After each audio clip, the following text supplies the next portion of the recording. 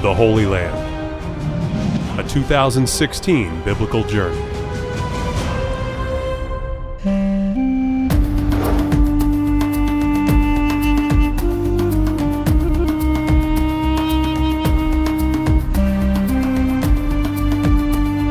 I'd like to welcome you to the land of Israel. We have a very special guest today. This is Elder Don Esposito. He is our guide in the land of Israel. And by the way, we're in the land of Israel. You can see the old city behind us. But Don has a different belief, a theory with the temple and where it was originally located. It's very fascinating.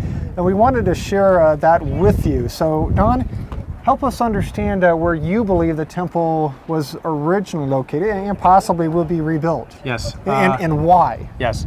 Just to start, it's something about 15 years ago I read a book by Ernest Martin, The Temples Jerusalem Forgot, and it had a lot of information on this subject, and that's what really started the wheels turning. And then you come here and you're kind of looking, and in a short time like this, it's hard to get in everything, but what I want to do is maybe try to make the most the observations that the people can understand the easiest, let's say.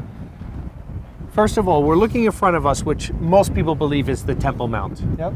And why do they believe it's the Temple Mount? Because coming from the 13th century, when the Jews started coming back to Israel, there was up there where they call the Dome of the Rock, it was a church of the Crusaders at that time called the Temple of Domini. Okay. And because of that temple that was there, they said, well, if this is the Temple of Domini, this must have been the place where Solomon's temple was. And then, of course, later the Muslims took it back under Saladin, and they made it back into the mosque again.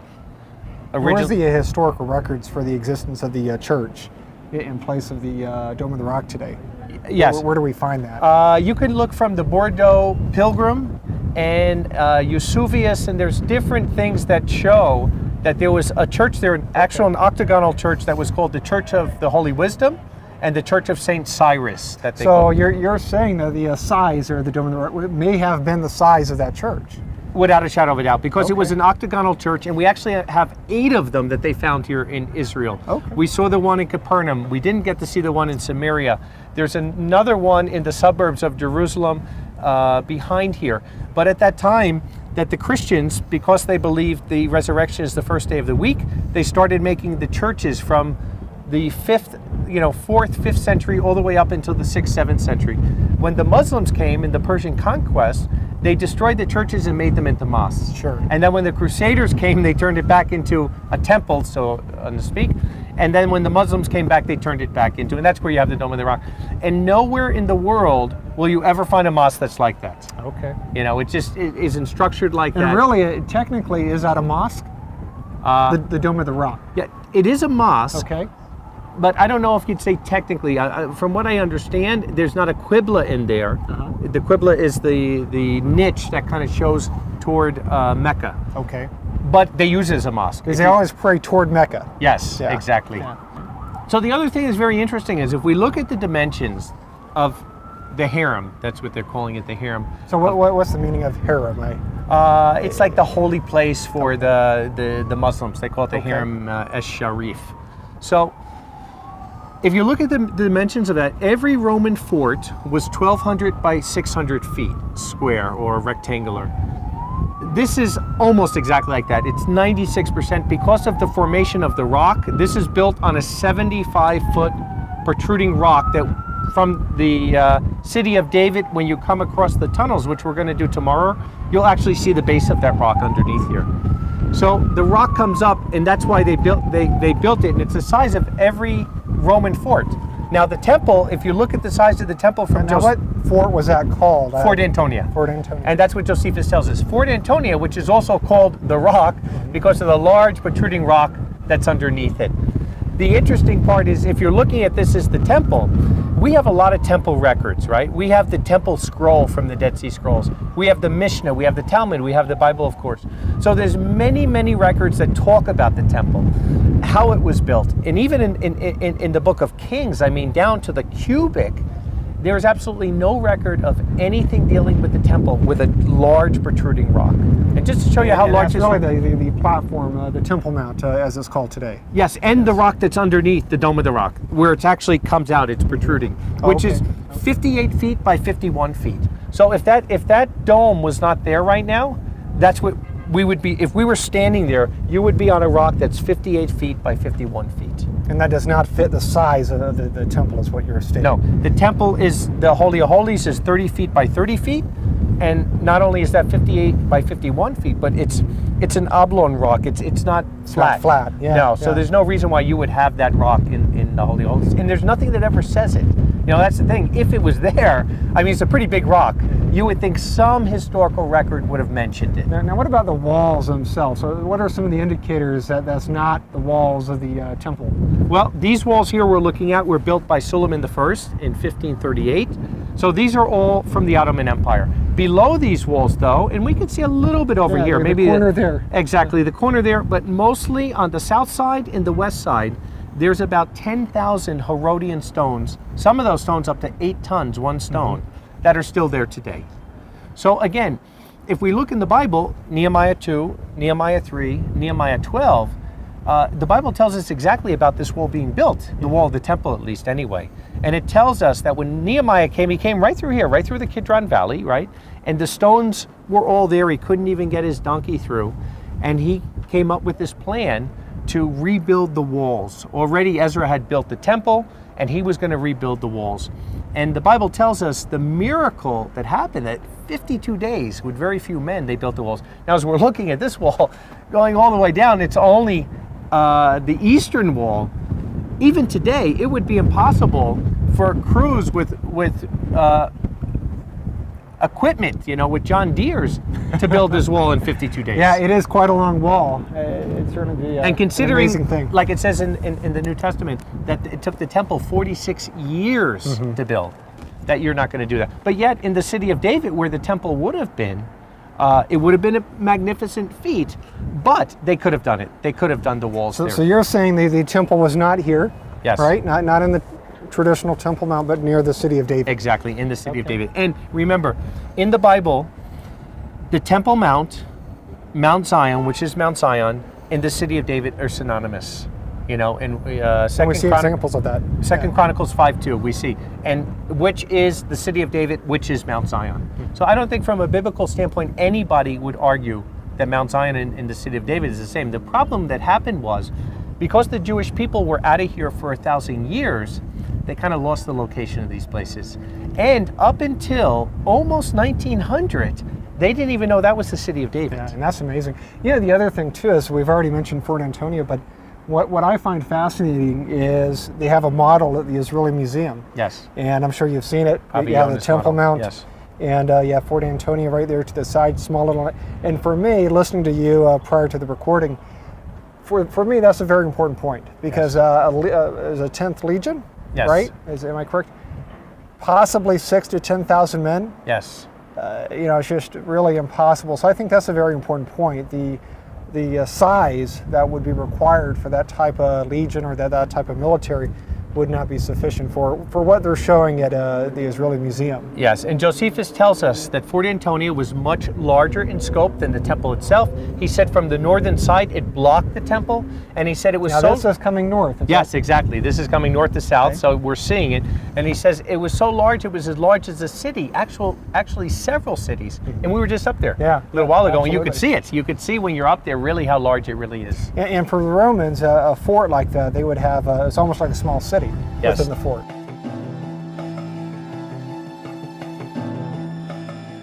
The inward parts had the largeness and form of a palace, it being parted into all kinds of rooms and other conveniences, such as courts and places for bathing, and broad spaces for camps, insomuch that by having all conveniences that cities wanted, it might seem to be composed of several cities, but by its magnificence it seemed a palace. Flavius Josephus, War of the Jews. The Romans and the Jews do not intermingle whatsoever. So the Roman soldiers that are here, and any other Romans that are here that are helping them, they would be not only in the fort for times of military, they're living in there. Their barracks are going to be in there, their housing is going to be in there, their markets are going to be in there, their temple is going to be in there. Every single thing of the facet of their life is going to be inside that little city more than a fort. And the model, again, going back to this Israeli museum, what's your guess? 200-300 men at most? At most. At most. At most. And based on the projections, at least what you believe, and I want to go home. I want to do some because this is very, very fascinating. Yes. You're saying 6,000 to 10,000 men, which is a legion of troops. And when you look in Josephus, the word that's used for legion, 6,000 troops. Every single place in Josephus it's translated as legion, except when you come to the Temple Mount, they change the word to cohort because it just doesn't fit. Now, what's the difference between cohort? A cohort is 600 compared to a legion is 6,000. That's quite a difference. Yes. That's quite a tagma difference. is the Greek word that they use. So it really should be legion. Every other place it's legion. So you got the dilemma of just not enough days for Ezra and Nehemiah to build the wall. Yes.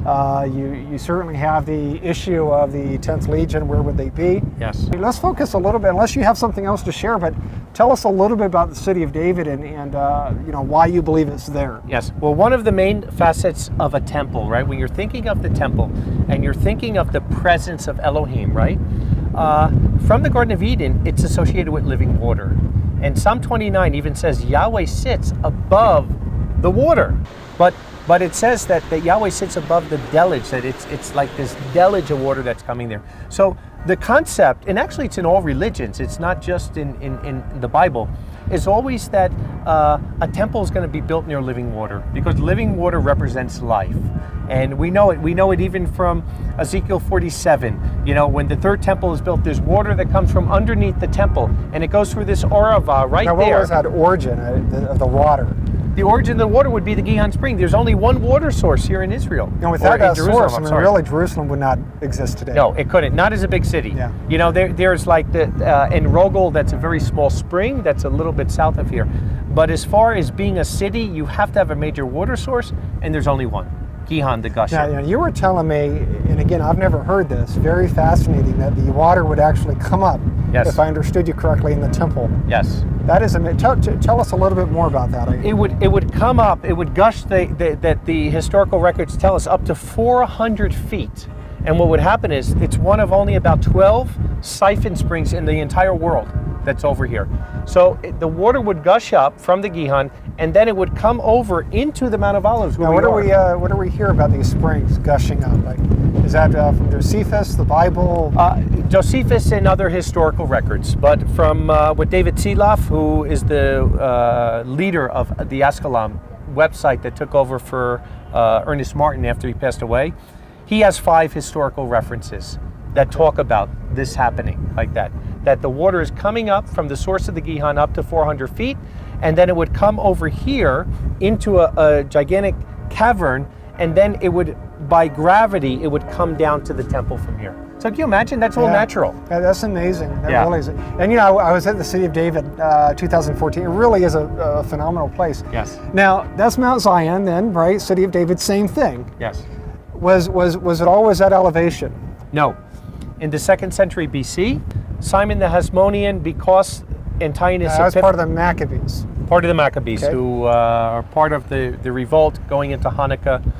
After Antiochus Epiphanes sacrifices a pig on the altar there, they felt that the place was defiled, and they felt it was not, it was too easy to conquer, because where the citadel was, David's citadel, was abutted to the temple. So wherever David's tower is, the temple is going to be right next to it. So because of that, after David's citadel was destroyed, which, again, David's not there at that time, in 134, Simon the Hasmonean, Josephus tells us this, for 3 years, took 3,000 men day and night, and moved the earth, actually, from Mount Zion up toward the upper city. So that hillside would have been much larger at that point. Exactly. And as you come out of the modern Dung Gate, you can actually see it, because you come out of there in the Typhonian Valley, which is the valley between Mount Moriah and the upper city. And near the western wall, you see the valley, but as you come out of the gate, you see it humped. You start to see where literally where that dirt was moved Now, from. you were shown earlier, it's kind of hard to see. There's a aqua blue banner, it looks Yes. like, down the hill. That would be going towards David's palace or the temple. Yeah, where the banner is, it's right above the Milo, which separated. Now explain that term Milo. Milo means fill. Okay. And there was two hills, you could say. There's the Ophel Hill, where Ornan's threshing floor was, that David bought for the temple. And then there was the Acra, which is like a citadel, where David builds his palace. But yet between them, it's like a little valley. Sure. So you Like could a do a couple, ravine, yeah, yeah. like a ravine. Yes. So you could build a bridge, I guess, going across. But what Solomon decided to do was actually fill that whole valley up and make it into one ridge. Okay. And that's why Psalm 122 says, Jerusalem is a city built unto itself. Because you- literally it becomes one ridge, the two. And based on what you understand, we can actually see that what was our term again? The Milo? The Milo. You can see the Milo. Yeah, you could there. actually see it there. And you know what's really interesting? In Zechariah 6:12, where it talks about the man whose name is the branch, he will build the temple, and he will take the two of them, the two of what, and put them into one. It's the king and priest, right? Because the Acra is the king. The Ophel is where the temple is the priest. But what does Solomon do, who's a type of Messiah? He puts them into one. The same way, Yeshua is Sure. king and priest, and he's Sure. coming back to put the two of them. So it's really symbolic that way too, when you're looking at the Acra and the Ophel as king and priest, and yet the mounds coming into one. Okay. Now, is there anything else you want to share with us as with the Temple Mount, with the city of David? Anything else? Well, one thing is from this southeast corner here that you can see, right? Yes. Josephus tells us from the southwest corner, so on the other side of that corner, that there were two colonnades from the Fort Antonia that went to the temple that were 600 feet long. So actually people say, do you know where exactly the temple could be? And we say, we can know. We can know where the northern wall of the temple is. If you just go where the Alaska Mosque is, and you could see Okay. the big mosque Yep, where yep. the dome is. From there, if you counted from that wall and just went exactly 600 feet, you would come to the northern wall of the temple. Yeah, that would be the beginning of it. 600 feet from the mosque Yes. is the beginning of the temple. Exactly. Okay. And That is- if you put the temple this way, like if the temple is on this mount, not only is there nowhere to put Fort Antonia, they have to make it. Yes. There's certainly nowhere to put the colonnades, because where would you put them? There was nothing that was there. It couldn't go into that area. So that's the problem they have, and that's why I'm actually in one way glad that Avi Yonah made the model the way he did, because it really exposes their problem with putting the Temple Mount here. Yeah, it does. I think for me, listening to your explanation, because again, this is very new to me. Yes. I saw a video on this, I think, a few weeks ago, but Fort Antonio is a big problem. Yes. Based on what you're saying, 6,000 to 10,000 troops. Again, looking at the current model that's in the Israeli Museum, there's just no way. Yep. There's no way. And connecting again the Mount Zion with the city of David and where the temple, Yes. I think that's pivotal as well. And the other thing too is a water source. Yes. During the temple, there were sacrifices. You had to have some sort of water source. Is there any water source today or historically on the Temple Mount?